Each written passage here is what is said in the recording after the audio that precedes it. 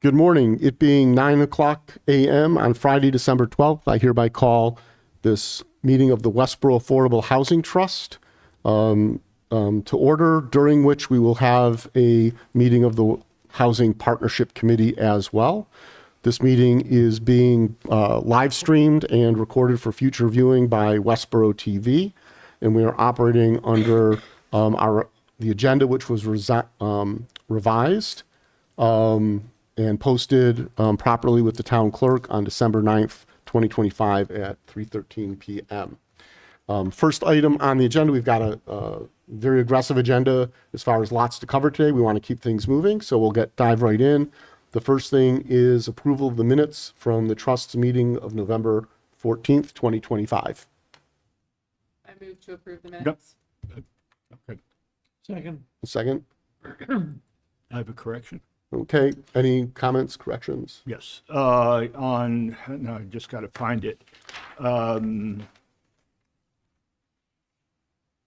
It was basically where the word Silverman was used instead of Silverberg. Okay. Trying to. Okay. We can find that. Yeah, that was it. Was. Okay. Any other changes? I didn't see any. Nope. No, Okay. I read So- through everything. I didn't see anything else. So Kate, are you comfortable amending your motion to approve as amended? Yes. Yep. Okay, so moved and seconded. Any other comments? Hearing and seeing none, we need to do a roll call vote because Mark Silverberg's participating remotely. Mark? Silverberg, yes. Hank? Yes. Storm, Okay. yes. Bain, yes. And Edinburgh, yes. The motion passes, I got to count, 5-0, I being present. Okay, so next on the meeting agenda, we'll be moving into a meeting of the Housing Partnership Committee. So I'm entertain a motion to enter the meeting of the Housing Partnership Committee as noted on the posted agenda, noting that the meeting of the trust will resume following the Housing Partnership Committee meeting. I so moved. Hank was first. Okay. Second. Okay. Okay. All in favor of moving into the Housing Partnership Committee meeting? Mark? Silverberg, yes. Roush, yes. Storm, yes. Bain, yes. Edinburgh, yes. Motion passes 5-0. I call to order this meeting of the Housing Partnership Committee as was posted properly with the town clerk. First item on the Housing Partnership Committee meeting agenda is the local action unit application for 25 Connector Road. Just for the public's benefit, a little bit of background. The project, I believe it's a VIA at 25 Connector Road, is the conversion of an extended stay hotel into long-term rental apartments. As part of that project, the developers and owners have agreed to increase the affordable housing component from 20 to 25%. An agreement was signed with the trust previously that in exchange for that increase in the affordable housing component, the trust has granted a subsidy to help defray the costs and make that financially viable for the developer. For whether or not that is happening, for affordable housing units and rental properties like this, it's done through what's known as the Local Initiative Program, which is the program for privately developed affordable housing in the Commonwealth of Massachusetts. And these are local action units. Local action units are created because there's municipal action or involvement in the project other than the comprehensive permit. So, for example, the fact that this falls with inclusionary zoning, the fact that the trust is providing a subsidy helps qualify these units and makes it easier for these units to be certified to serve the purposes of affordable housing. And so we have a representative of the developer who's here. If you can introduce yourself and your role. My name is Marco Hagan from MCO Housing Services. We prepared the application on behalf of 25 Connector Owner LLC. and are available to answer any questions. Your overview was terrific. Okay, great, thank you. And the goal of this is for, the LAU application has to be signed by a number of entities, the director of planning, the select board, the housing partnership committee, because we exist. And so this is our opportunity, is the housing partnership committee, to review the application and see that it is effectively complete and correct. And if it's complete and correct, there'll be a motion to authorize me to sign the application, at which point it goes to the select board for, I believe, the last signature. And then it can be Correct, yeah. submitted to the The state. planning board had issued a special permit for the project already. Yeah. So on the application itself, it's a signature from your board as well as the select board, which is tentatively scheduled next week, assuming this board is comfortable with the application. Okay. So I did look through the application. too. I checked it against our memorandum and agreement for the subsidy, and everything's in compliance there. Everything else in the application is in line with the terms and conditions of the special permit, and has been, the components required by the Executive Office of Housing of Livable Communities are included as and compliant as required, and they've signed off on it as well. Does anyone have any questions? No, I see the 360,000 subsidy, and I just double check the numbers. They are at the 25/75% splits. So, which is exactly what we're looking for, and didn't see anything else. A lot of it is obviously the support for the special permit. So I mean, I'm good with it. We've been discussing this for a while, so it all looks good. If I'm correct, the purpose of this submission is for the developer to get approval from EOHLC. It's not, this agreement cannot modify the terms and conditions of the development agreement that the town previously signed. Correct. Okay, That's correct, so- yeah. Right. The Yeah, so- intent for this, included in the package is a draft regulatory agreement. That's what will preserve the affordability of the units in the long term. And because of the 25%, the town will get the benefit of the full 109 units as affordable, which is really terrific, good value for the town for the extra subsidy, so. Yes. That's great. Yes. And we are very appreciative of the developer Oh, yeah. and their interest in supporting the affordable housing goals of the town and participating in the way they are within the community. It's very beneficial. So any other questions or comments? I Okay. had a question, Yep. Alan. Yeah, is there local preference on these? Yes, there is. Yes, we have submitted 70% is included, is the request. I would expect HLC to support that. Okay, good. Thank you. And just for the public's knowledge, the way local preference works is local preference applies to at most 70% of designated affordable units in any project. So 70% of these 28 units will be deemed local preference. What that means is that when a unit becomes available, if there is someone on the waiting list who qualifies as local preference, those names get picked first for those units, and then it goes to the general waiting list. But that if the waiting list doesn't have anyone who would qualify under the local preference, the unit doesn't stay empty waiting for someone who qualifies as local preference to fill. And so it works well for developers because we're not forcing them to hold units empty and lose revenue. But when there is someone who qualifies as local preference, if they want a unit or waiting for the unit, when it becomes available, they're at the front of the line relative to people who don't meet the local preference. And so it works well for potential tenants and people who need the housing. It works well for the developer. And part of the subsidy agreement is we've stated that the housing trust is willing to help the developer in maintaining a wait list and marketing the units when they become available or as they become available in the future, so that when there is turnover, which is a natural thing for rental units, we will help the developer fill those units and go through the process as quickly as possible. Why don't we just, for the public, identify local preference, who is eligible for local preference? So local preference, let me pull it up. So local preference includes residents of Westborough, individuals who work in Westborough, who are employees of the town, including all departments, including the school department. Local preference also includes certain individuals with disabilities and veterans, regardless of where they live.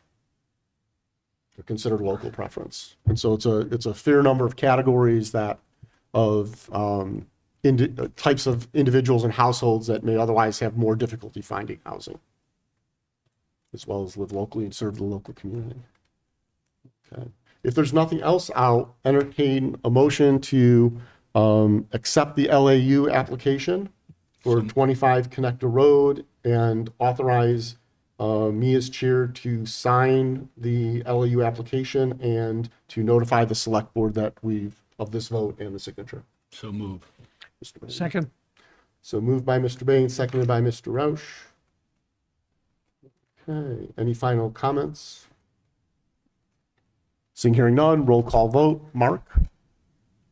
Silverberg, yes. Hank? Yeah, Roush, yes. Storm, yes. Bain, yes. And Edinburgh, yes. So the motion passes 5-0, 5 being present. I will sign the LAU immediately after the meeting. We will walk it down to the select board office so it can be included in their packet. In fact, I think she's bringing it over for me to sign right now. So thank you, Mr. O'Hagan, for joining us this morning. Absolutely. Thank you very much. Hope you all have a nice weekend and a nice holiday season. Thanks. Thank you. Okay, great. Thank you. I will sign this.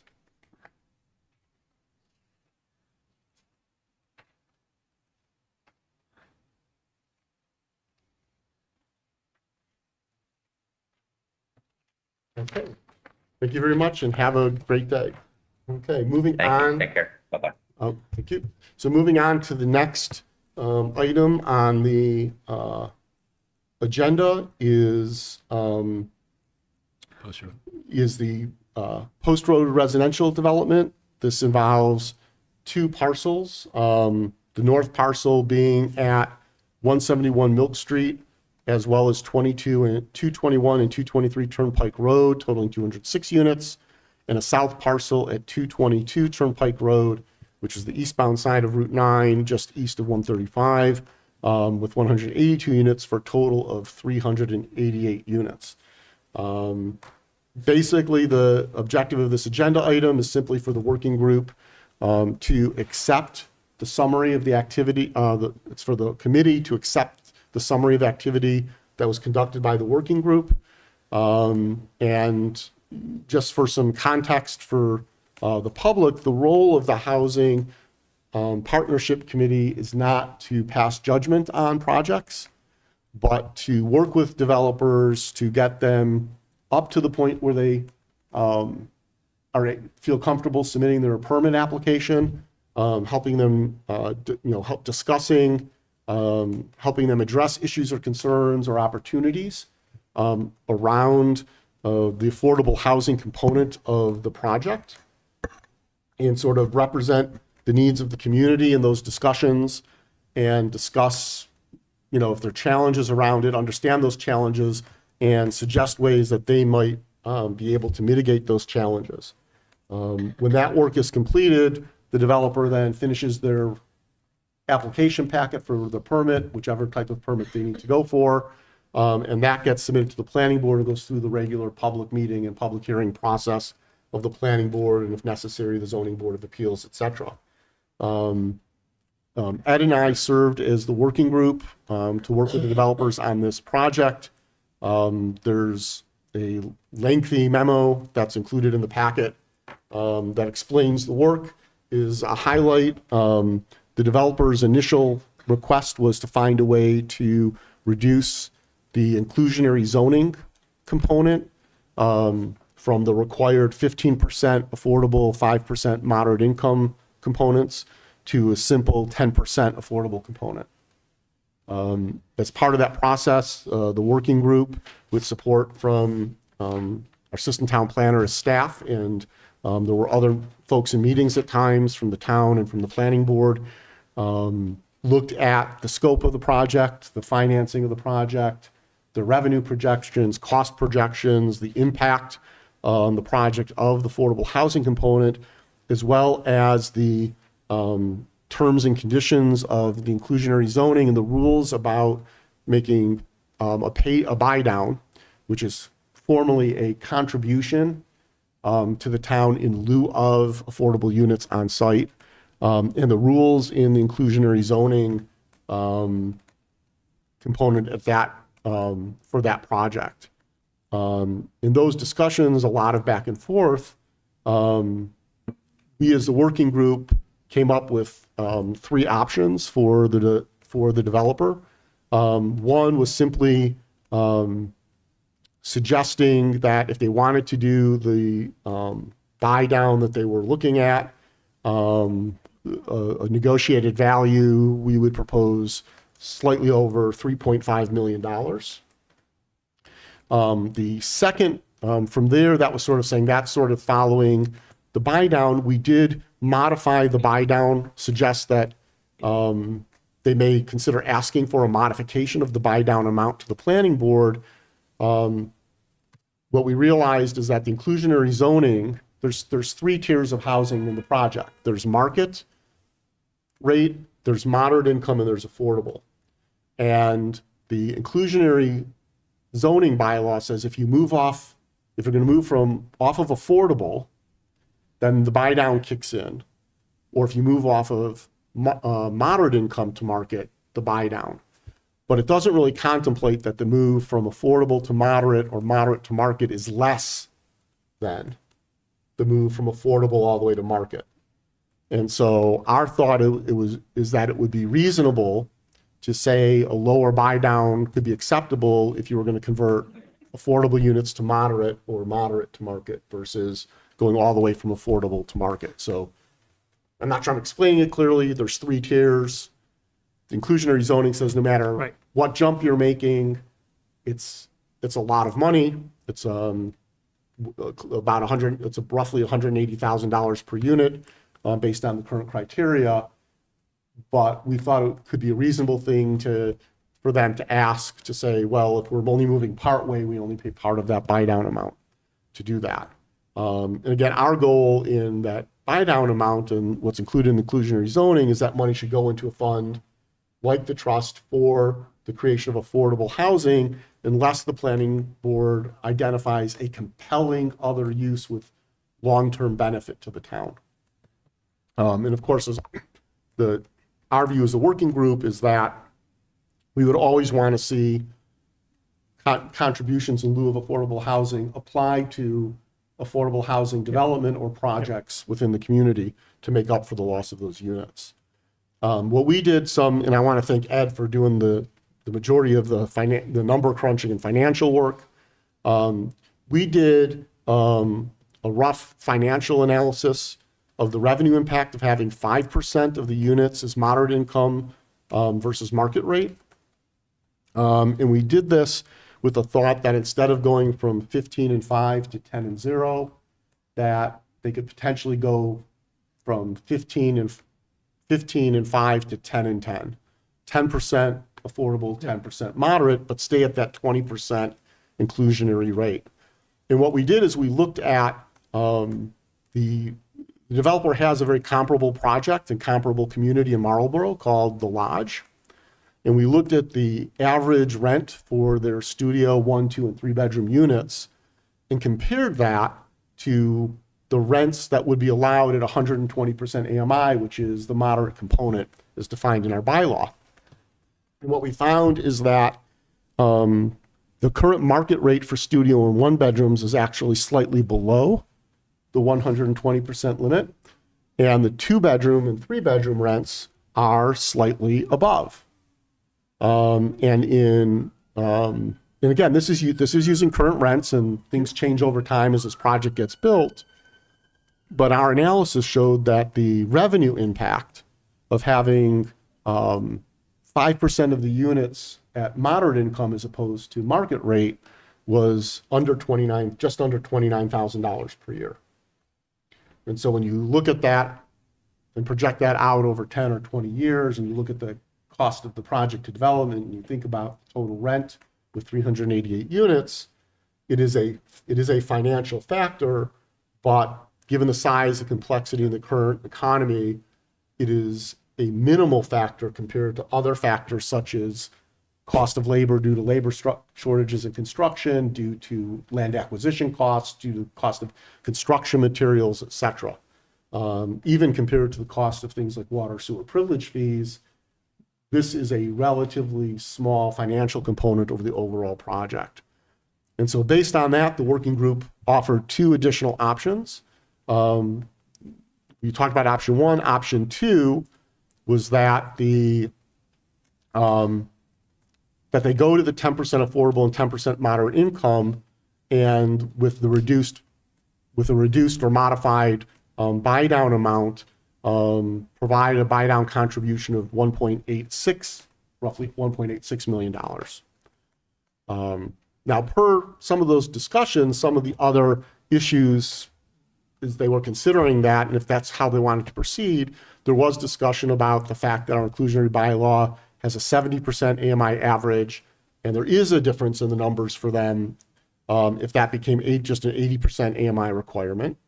And they also noted that the developer was discussing other contributions and mitigation funds to the town, including, but not necessarily limited to, matching funds for massword grants to improve the intersection, potentially some water and sewer infrastructure updates, and realizing that there would be other discussions that the planning board will have or does have as part of the normal permitting process with respect to traffic and school impact. At the time of our work, those studies had not been completed. They were in process or hadn't even been initiated yet.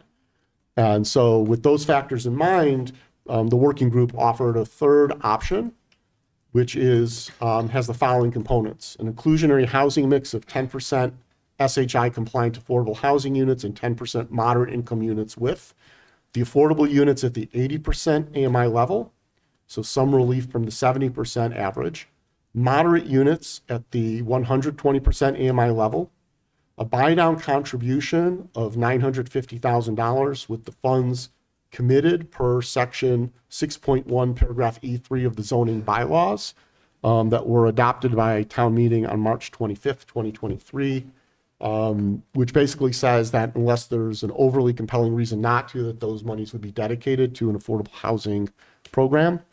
And finally, a commitment from the developer to provide the matching funds for the Mass Work grant and or make other contributions or investments to be negotiated with the planning board.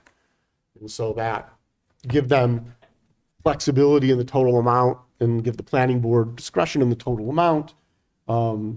We get a little bit less for dedicated to affordable housing, but with the understanding that the total value and benefit to the community would be determined by the planning board.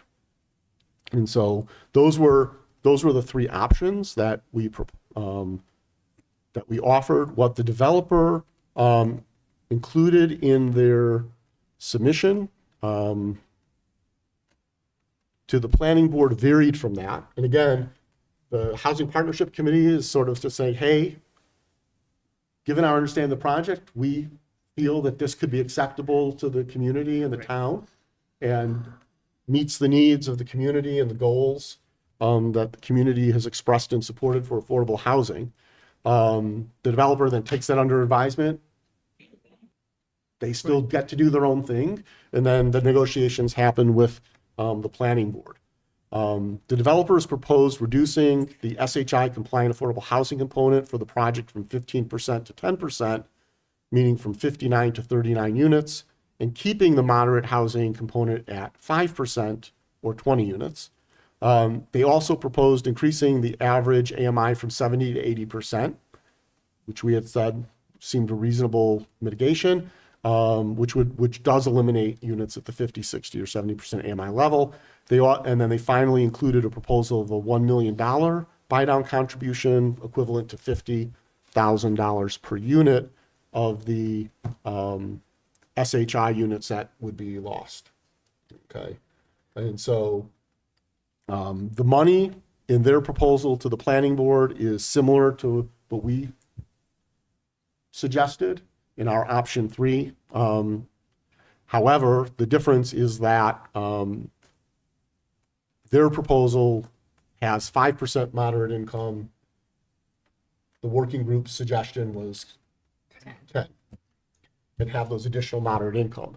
And I think, and Ed can chime in if he wants, but our discussion and our thought on that was that given the minimal financial impact in the current economy and market, that it's feasible to have that 10% moderate income component. And when you think about that this project, that these requirements are in perpetuity, we are just simply building in long-term protections for, moderate income availability within Westborough, which is a well-defined need in the master plan, as well as our, certified housing, are accepted by the state housing production plan.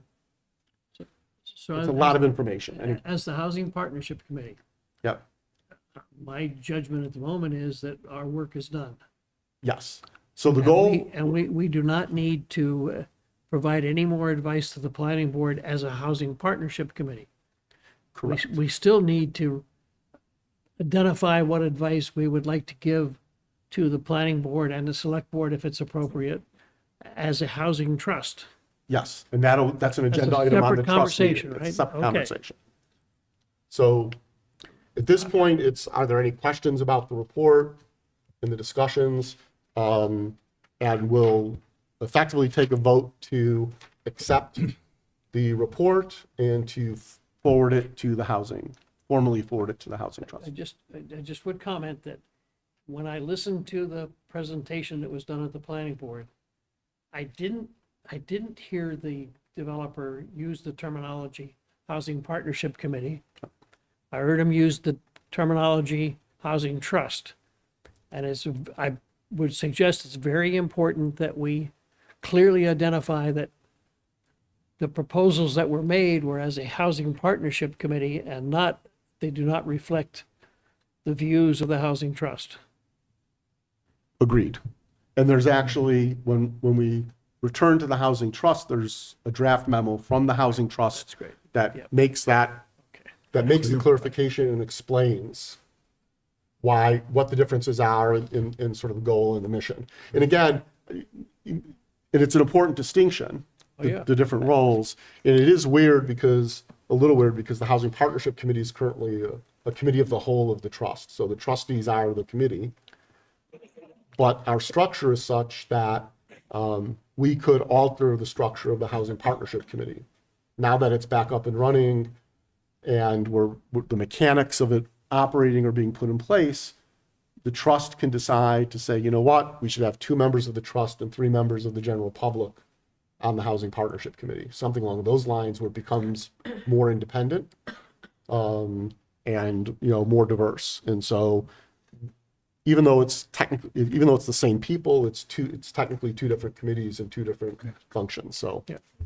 it just I would looks the same. suggest that what you have identified that we've uncovered a weakness in our current zoning law, that it's unclear about how we treat this issue of mixing and matching Yep. different income levels and the 70% and that it would be appropriate to suggest to the planning board that they really ought to clarify that and bring it to the community via a town meeting so that the community gets input and the planning board gets direction on what the community's desire is in terms of that set of issues. They're sort of complex, they're sort of technical.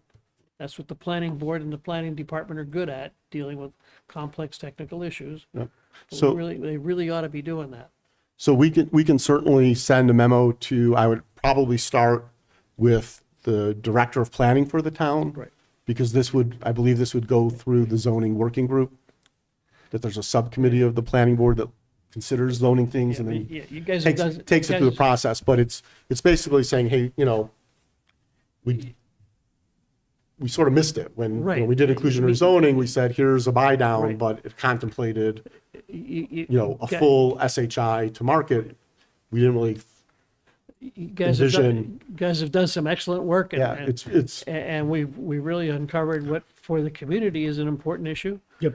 And we really don't have the capability to address it, so we ought to just toss it off to the folks who do.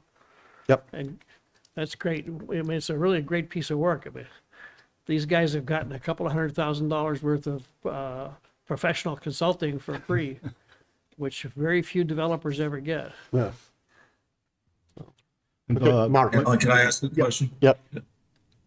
So you went through that awfully quick, but what I get from it is that their proposal is 10% affordable at the 80%, Yes. yes.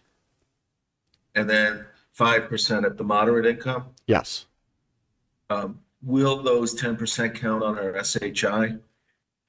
Yes. That would be a requirement. Okay. What this essentially boils down to is option one, in my eyes, with the additional benefit of relief from the 70% to 80%. And option one, you had identified a buy down of 3.5 million, and they're offering 1 million. Correct. Yeah. And so, So again, that, Again, you know, Mark, I'm a little frustrated with that. again, we can talk about that in more detail as the trust. Right. About a recommendation we would make. Understood. I'm But- just trying to get the numbers straight. And Right, so, I understand the understood. different roles of the partnership. and stuff. I'm just, I'll express my frustration more later then. Okay, so what this does is sort of say, hey, if you wanted to do what you are asking, this is, even with a slightly modified buy down amount, you would owe a contribution of over $3.5 million. And say, okay, but here's some other ways to mix and match things that could be still help Right. the town with its goals. And the planning board will get a copy of the report. And so they'll understand the process we went through in guiding them and sort of how different the developer's proposal is from the bylaws, and even and how it differs from some of the discussions we had about what the housing partnership committee as a working group and as we accept felt might be reasonable. Yeah, I think it just, we might want to look at breaking out the partnership committee in a way, that's a discussion for a different It day is. though. So, so I move we accept the report. Just, Yeah, there may be further discussion, but at this point, I'd like to suggest the committee wants to focus on, do we approve the report or do we want to modify it? And then get on with the rest of our life. Is there a second? I second. I'll second. Okay, I have one question. one question? Yeah. Okay, I have both things up here. Just want to double check some numbers. This is what I had sent you for monthly rents for the 120 AMI. These are, they're within a few dollars. I just wanted to make sure we're synced. We're synced. Okay. Yeah, it's the way around it. Okay. All right, fine. I'm good. I got one question. I mean, Yep. I assume the report becomes part of the public record. Yes, We would post it on our website. yes, We would make it available to the town administration, other town committees if they want to get it. Just, yeah, How, I mean, we would go totally public with it, right? yes. just a question on that. Our website, we haven't really bifurcated the two. Well, I'm working on it. You're working on it. Yeah, I mean, Because I'm going to say Yeah, to the need point main- of Need to maintain the distinction between distinction, the but I Housing mean, who's Partnership publishing Committee. this? Yeah, But again, my issue was just wanted to be sure that it will be part of the public record. Make it very clear it's part of the public record. It's all public data. Yep. Anybody yeah. wants to Yep. look at it can. I don't think it'll have a lot of readership, but it should. okay, there we go. Okay, so we have a motion and a second. Roll call vote, Mark? Silverberg, yes. Hank? Roush, yes. Storm, yes. Bain, yes. And Edinburgh, yes, so it passes 5-0 with 5 being present. Thank you, everyone. I'll now entertain a motion to adjourn the Housing Partnership Committee and return to the meeting of the trust. So moved. Second. Moved and seconded. All in favor? Silverberg, yes. Roush, yes. Storm, yes. Sorry, I jumped. Bain, in. yes. Edinburgh, yes, so moved. So we are now, I now call to order the resumption of the Westborough Affordable Housing Trust meeting. And the first item on that agenda is Post Roast Residential's development plan for the intersection of Route 9 and 135. And in the packet,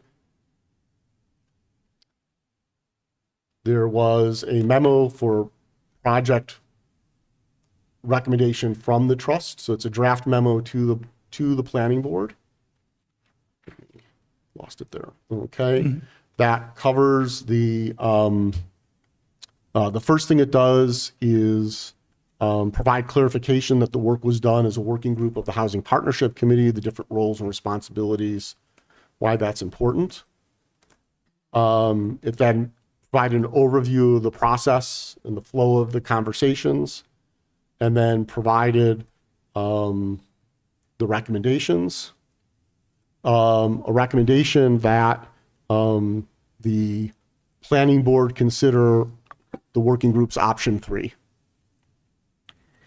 which is 10% affordable, 10% moderate income, and the affordability could be at 80% AMI, 10% at the 120% AMI level, the buy down contribution of $950,000 with the funds going towards affordable housing, and a commitment from the developer to provide the matching funds for the MassWorks grant and or other contributions or investments to be negotiated with the planning board. I got a couple of problems. Okay. First, the developer, well, I listened to the developer's presentation. It was a little hard to grasp all of it because I couldn't read the slides. The video wasn't strong. But my takeaway was that the developer is fundamentally challenging the viability of our inclusionary zoning as a community. What I heard him say, and again, it's my words, my interpretation of the words he said, was that it's not financially feasible to implement the inclusionary zoning ratios as they've been stated in our bylaws. And I don't believe we've got to address that challenge.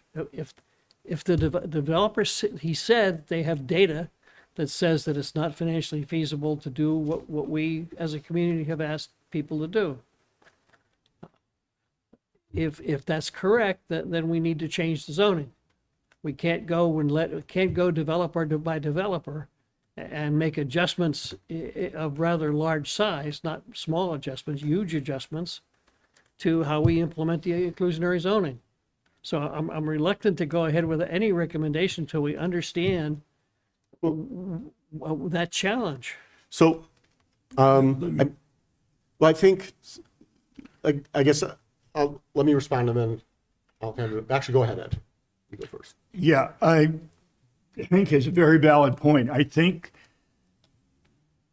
obviously going through a number of iterations, Yep. probably at least 4 or 5 iterations of the plan, of the financials, of the economic feasibility plan, where I work closely with them.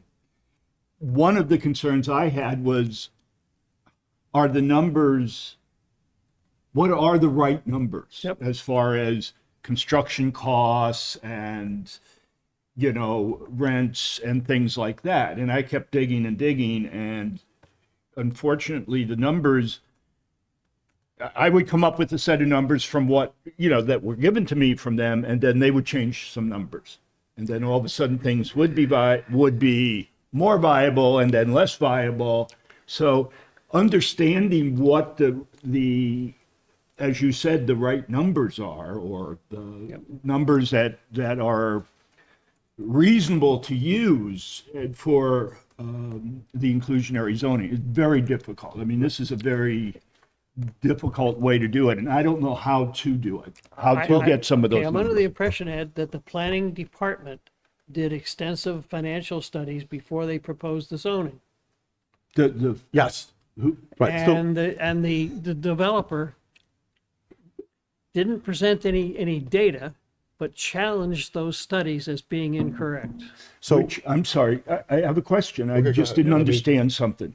Say that again about the planning board doing What I analysis. heard, again, I wasn't physically present in the meeting, I'm trying to listen to this stuff, and what I heard the developer say, again, I can't quote him, was that the study that was done by the Westborough Planning Department it contained some either incorrect assumptions or incorrect data or incorrect interpretations, and was not valid. This And is that one could not meet those zoning criteria and be financially successful. all right, you're saying their analysis for the inclusionary zoning numbers. Yes, sir. Okay, that's, so Now we're clear. So And let, that's a very important challenge, because So- it says that the community has made a choice that's not viable. So let me address that. The planning department did do extensive analysis. As with all analysis, those are done at a point in time Yep. with projections. And economic conditions change, sometimes unpredictably. It is also true that we're aware that the developer provided alternate or different information, different assumptions, et cetera, as far as their modeling. It is because of those discussions that the working group felt that it was appropriate to make recommendations as far as the buy-down contribution and the mix of units that helps the project. The reason developers use the term not financially feasible is because that is effectively, if they're unhappy with the decision of a planning board, that is the primary reason to move to land court, Yep. is that the restrictions are. And those decisions are always made on a project by project basis. So the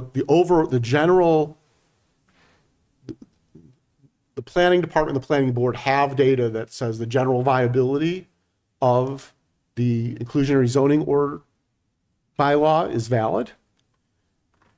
The bylaw and the authority of the zoning board allows them to negotiate on a case-by-case basis based on needs of the project and economic and that sort of normal course of operation.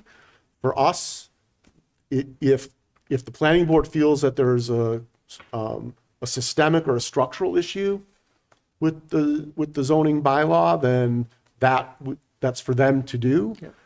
Our role for this project, if we want to, and a reminder that the trust is under no obligation to chime in on any project. Understood. We can, under our advocacy component of our mission and charter, for a specific project, if we want to make a recommendation for this project based on the project and the current conditions and the housing issues and our mission, then that is our right to do. So I would say we shouldn't wait, because we've got a project that's in public hearing now. And if the planning board decides that they need to reassess aspects of the inclusionary zoning, then that's a whole separate process and track. The approval process for this project will continue to move forward, and the public hearing will go and conclude, and there will be, and my expectation is there will be some form of permit issued. And so the question is, what does that look like from the inclusionary zoning component? Again,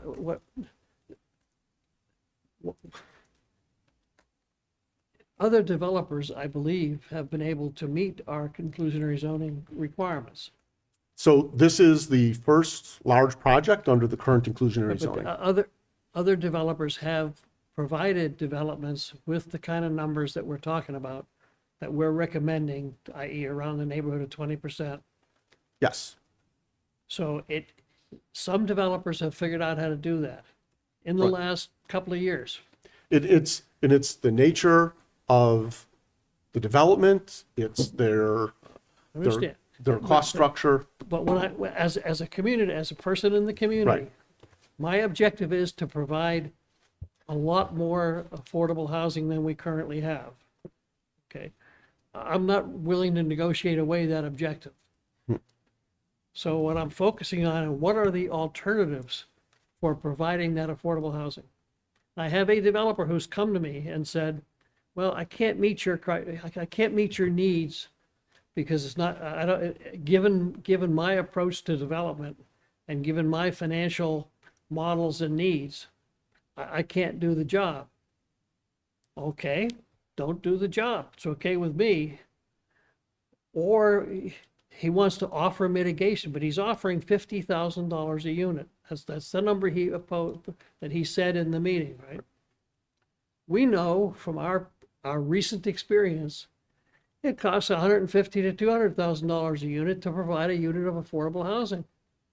So if I allow him to go ahead at a $50,000 buy down, I'm selling out the community for $100,000 to $150,000. I can't take the money and responsibly commit to meet the community objective. I'm not willing to do that. I'm willing to take the risk that the developer goes away and says, I ain't gonna do the Okay, project, so- or that I have to go through some other negotiation steps, but we're not, So the developer made the proposal. yep, What the partnership, what Ed and I as the Housing Partnerships Working Group suggested was that, first off, in general, since given that there are 3 tiers of affordability, that to move from SHI affordable to moderate, right. because the community, even though it doesn't count towards SHI, Westborough is greatly less unit. If you say, gee, well, they're going to moderate, maybe it's half of that. Yeah, The delta between what we've suggested as a viable buy down for those 20 units at 950 and what could eventually become the letter of the bylaws there. I understand. And so, But we're giving up affordable at the 80% and below the 80% level housing in the community that the community desperately needs. And we don't have a good answer to the question, how are we going to take the money we get and use it to fulfill that need? For 50,000, I mean, what I've given away, I'm going to get some moderate income housing, but I've traded away some low income housing. yes. And I'm doing that, and I'm saying, well, I'm really uncomfortable doing that based on what I know about the development business. This developer may be choosing an internal rate of return or a return on capital that's excessive. I don't know. I don't know if he's taking advantage of the subsidies that are available. I mean, that's his business. I don't want to get into his business. I want to deliver against the commitment that the community's asked us to make, which is to deliver this distribution of affordable housing. And I'm really uncomfortable giving that away at this rate, at this level. If he wants to, I think he's really looking for So what for us is a bad deal. the loss of SHI compliant affordable units Yep. is a competing objective with the increasing the number of moderate income units as well.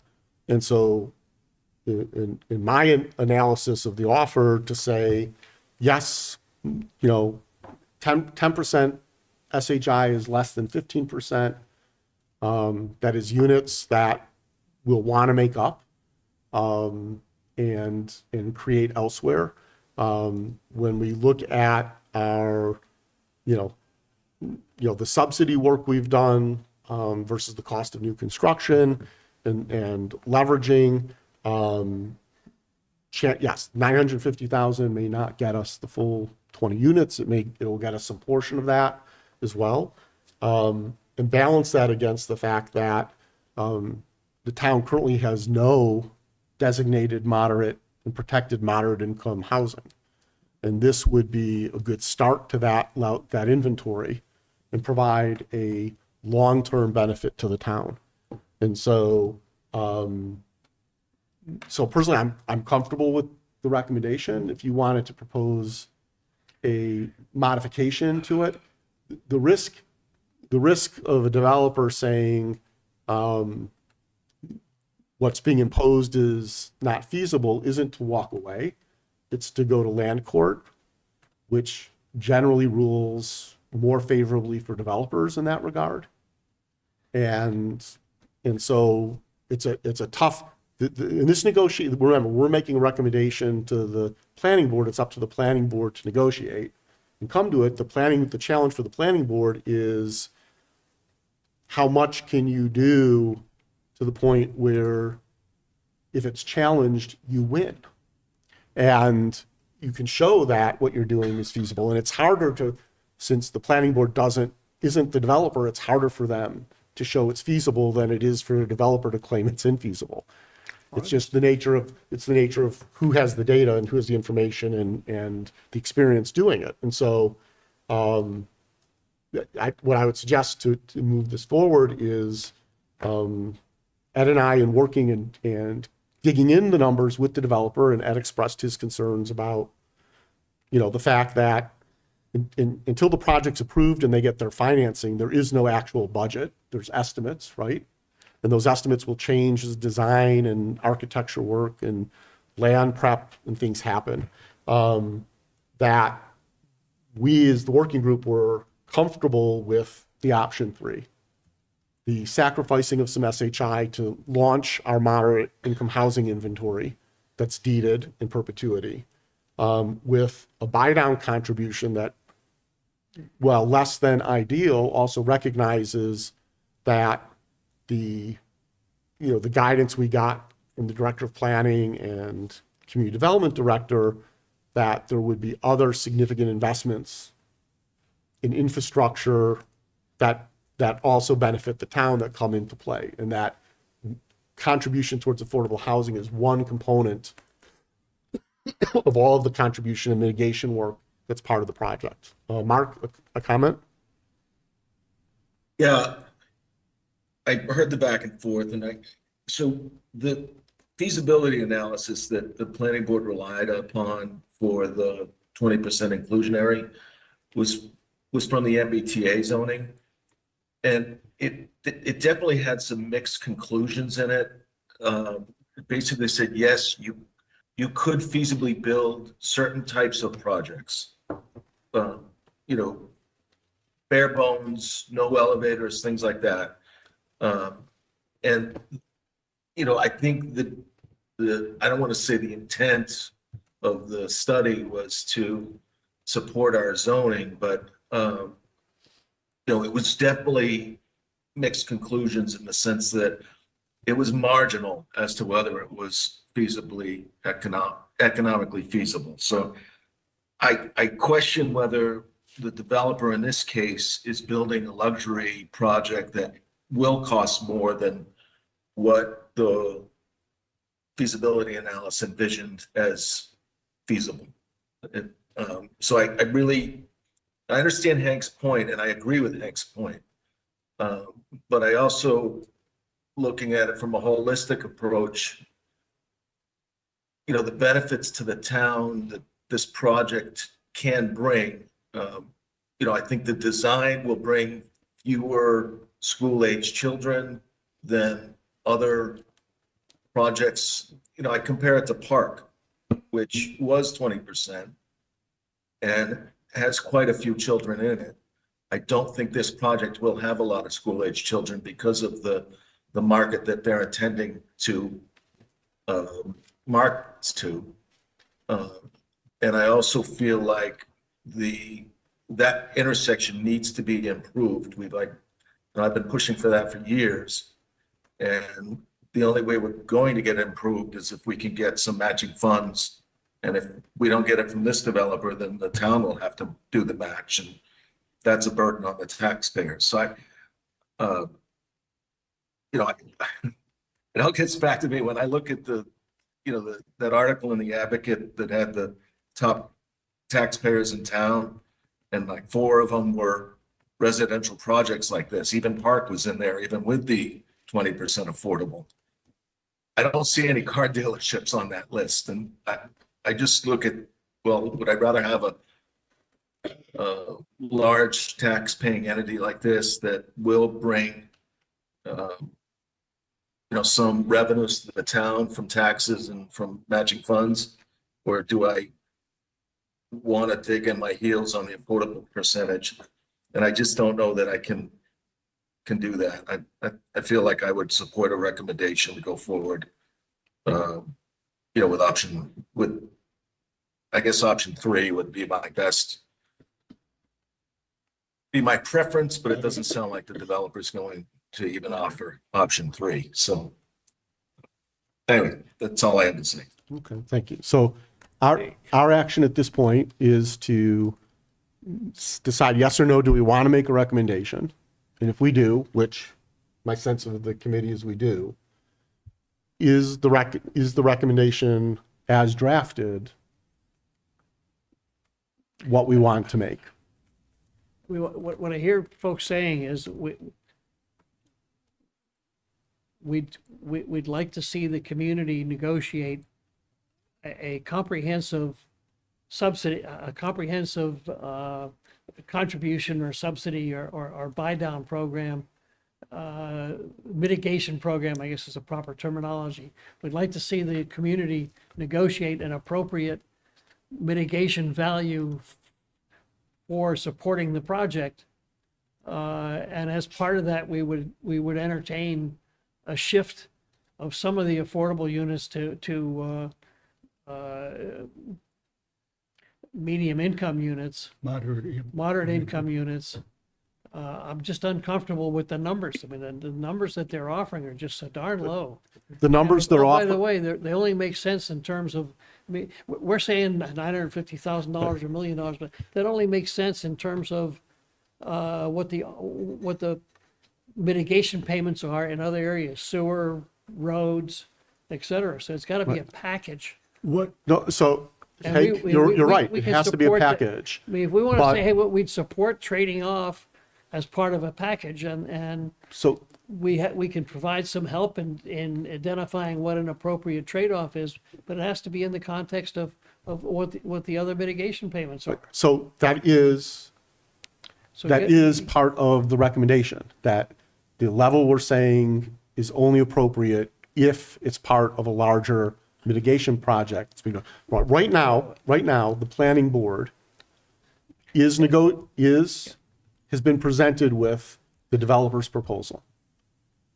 What we're talking about doing is saying, hey, don't accept that, because here's a proposal that we think is reasonable that better meets. So And rather than giving them a number, we should give them a framework for negotiation. there's a framework for negotiation But in the we shouldn't be recommendation. giving them a number. Hey, options that involve shifting the mix of moderate and affordable are appropriate, but the actual mitigation numbers has to be a lump sum number across all of these different competing. Except we don't have Well, the, but we'll participate with you in determining in what an appropriate set of numbers are. We could- We've got an answer for, we're looking at this big pie, we got an answer for this slice. We don't have answers for the other slices. right, so all we can do is recommend what And- we're but what we're again, comfortable don't with in our recommend- slice. Hey, can I get a word in? Don't recommend Hold a on, number. let me finish and I'll recognize you, please. Okay, Pat. Okay, thank you. I would suggest, I'm sort of along Hank's lines there, is instead of putting a specific number of the 50,000 per unit, which is in the number there, saying, while the housing committee had recommended a 50,000 as a Affordable Housing Trust, that number is insufficient, or we would like to see that increased to a different number. Now, whether we put the number or we just say it doesn't allow us to, if you will, replicate or, get other units at that price. It just says, Yeah. I'm sort of along the lines of instead of saying a specific number from the housing trust, to say buy downs should help us replicate Right.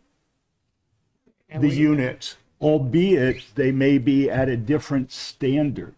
And I think if we could get some kind of region, I mean, the affordable housing issue is a regional issue, not a Westborough issue, right?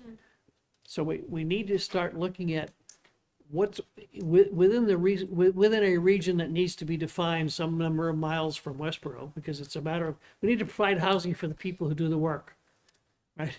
So what's the catchment area for the people who do the work? It's probably 30 or 40 miles. So you draw a region, you say, hey, in that region, what is the value? What is the typical range and median buy down value that's been experienced in trading off affordable housing? Or in what's the median cost of providing an affordable unit? I agree, That's but the I kind of think number we ought to be negotiating I'm around. going to interject and redirect. That is beyond the scope of the work of the trust. Okay, and in our role in making a recommendation, that's something for the planning board to consider. I'll also point out that that's actually can be a detrimental value, because there are communities that aren't aggressive about their support for affordable housing, and Westborough tends to be a leader in that regard.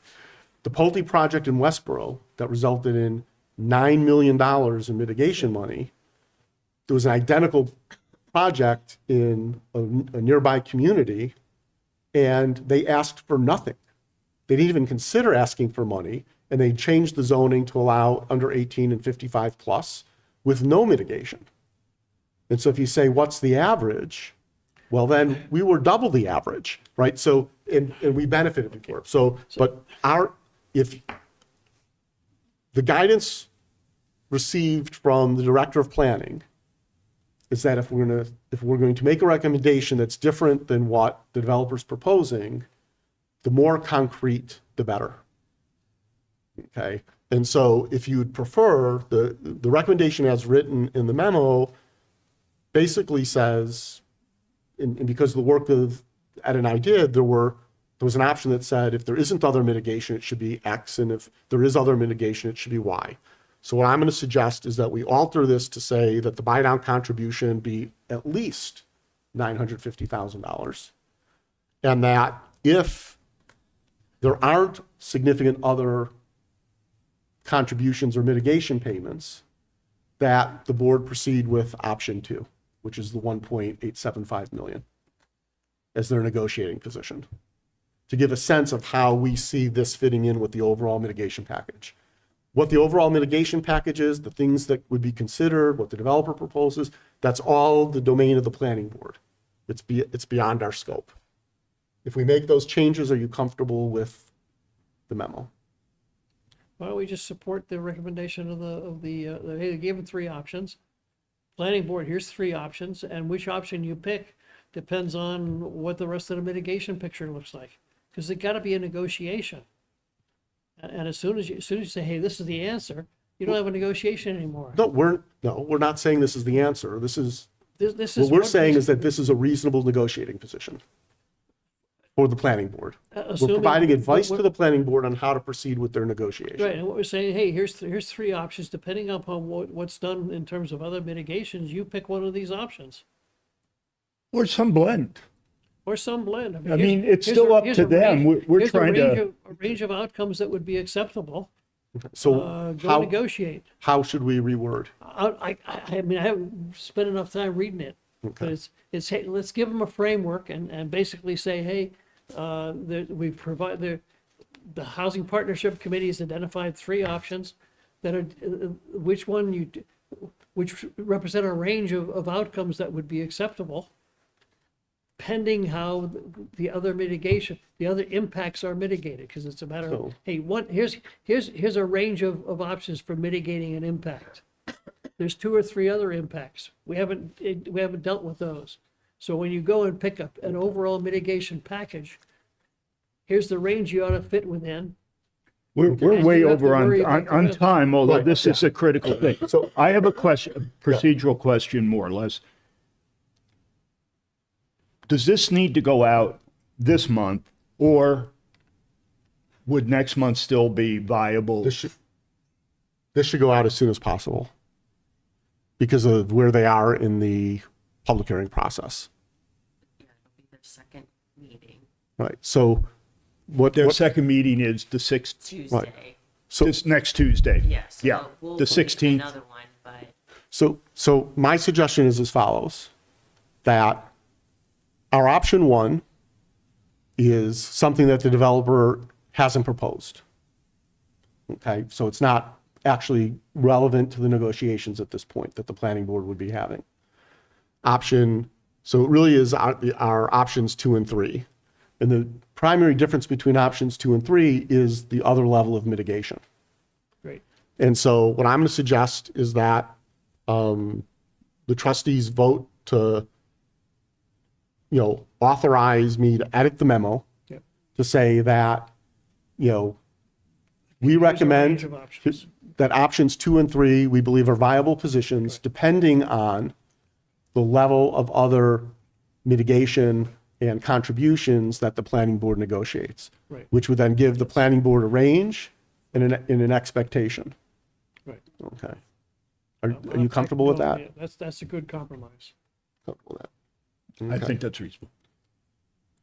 Can I have a motion to authorize me to make those changes? So moved. Second. Moved and seconded.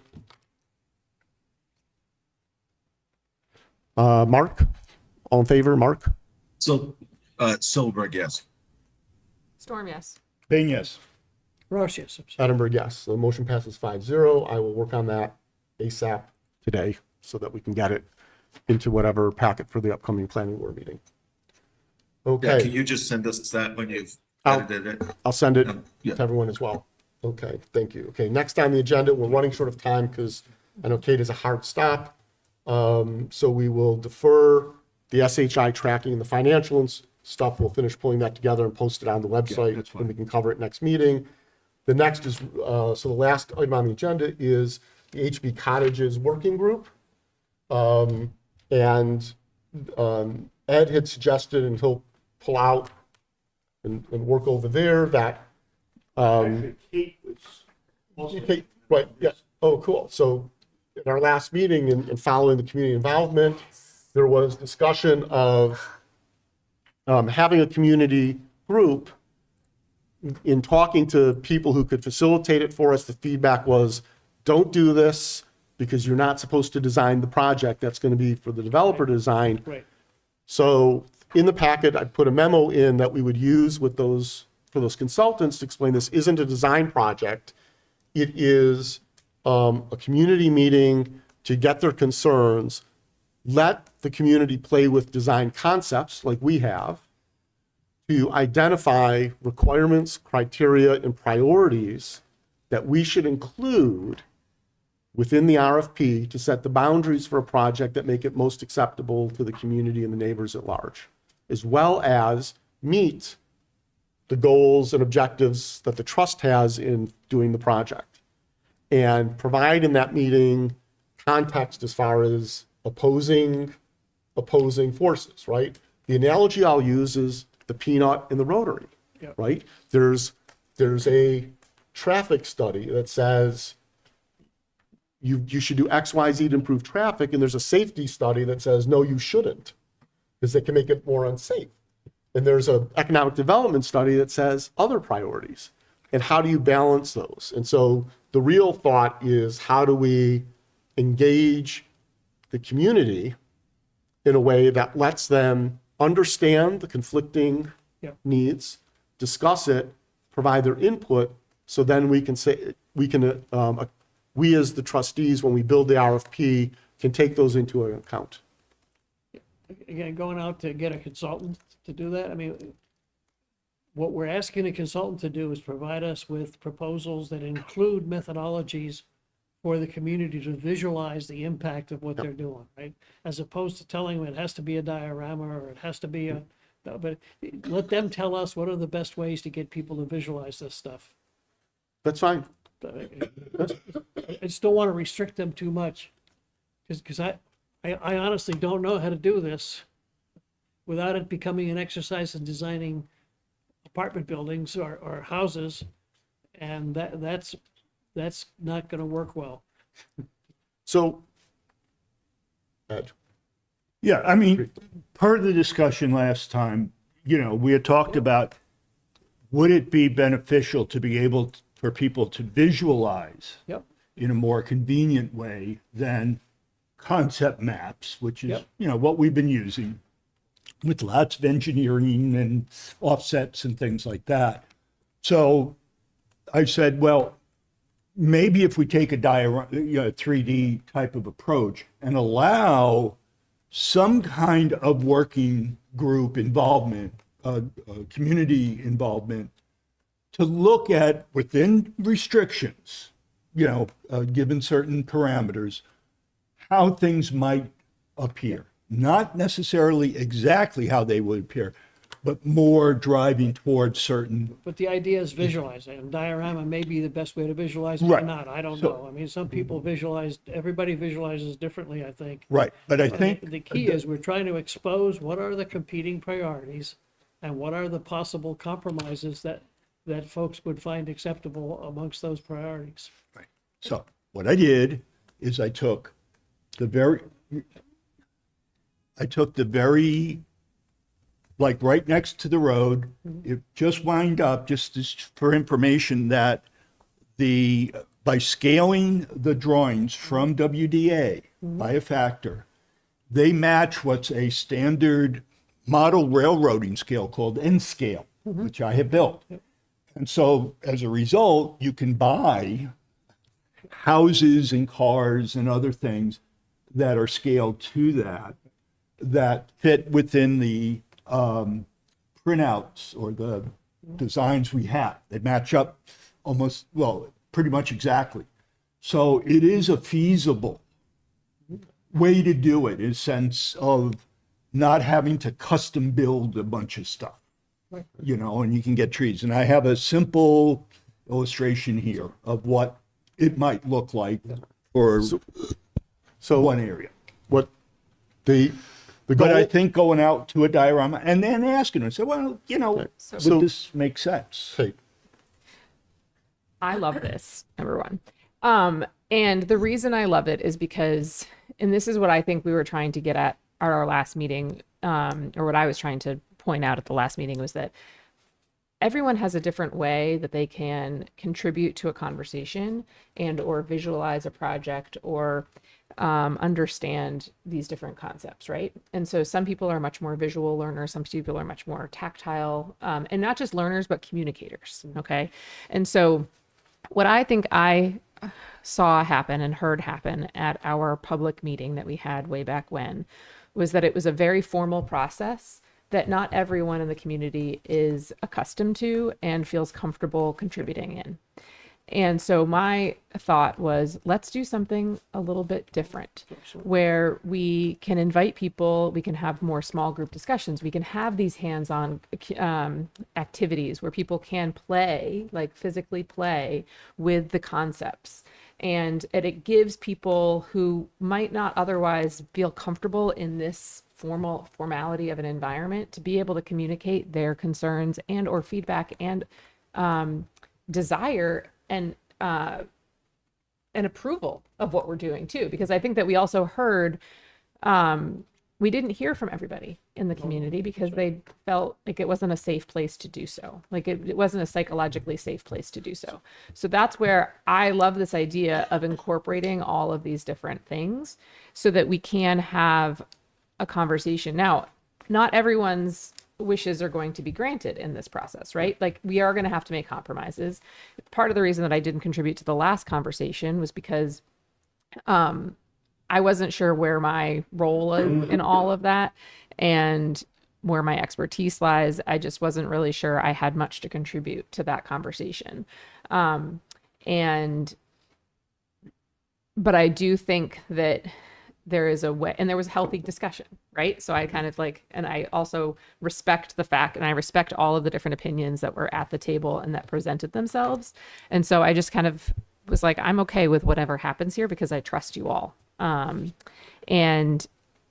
I think that that's where we need to build that trust with the community to allow others to be able to have conversations, and maybe some people will contribute, maybe others won't, but at least they will feel like they were a part of the process, and they can trust that whatever happens next had community input.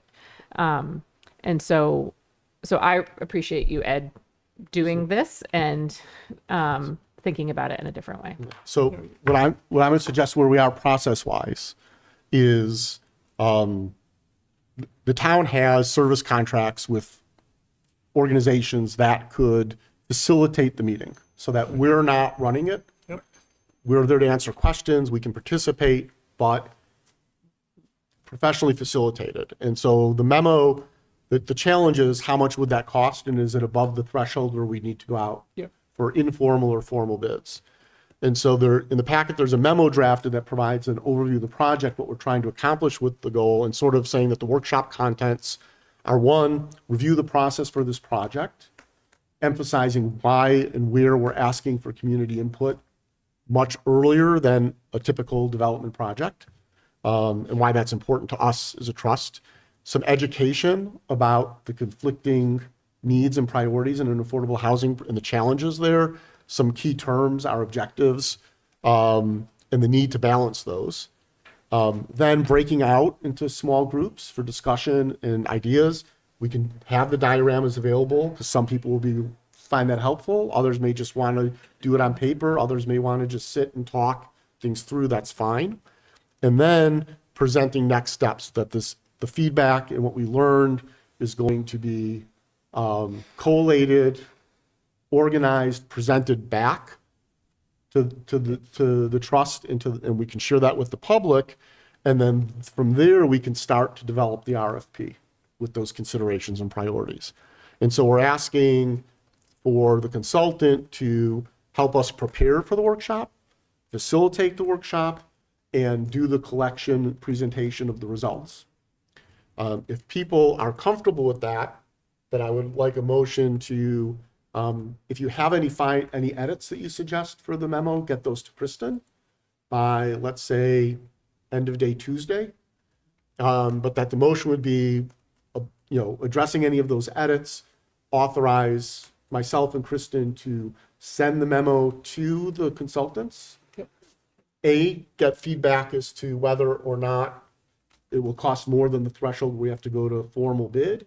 If not, we would ask them to come back with a brief proposal and bid that at our next public meeting, we can discuss and make a selection and start moving forward.